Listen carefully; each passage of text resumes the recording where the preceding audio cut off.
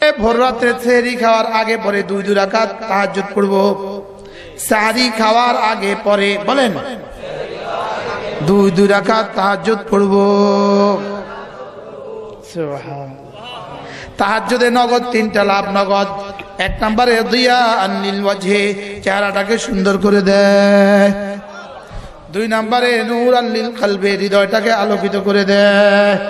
3 নম্বরে সেহাতান ফিল বাদান, শরীরটাকে সুস্থ করে দেয়। সুবহানাল্লাহ বলবেন না?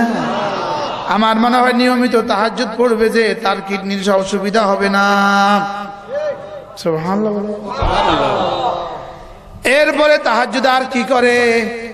মিরদাতান লিররাব্বি, আল্লাহ তাআলাকে খুশি করে দেন। আল্লাহ তাআলাকে খুশি করে দেন। এরপরে মিনহাতান লিল ইসমি, গুনাহ থেকে তোমাকে বাঁচিয়ে দেয়। গুনাহ থেকে কি করে দেয়?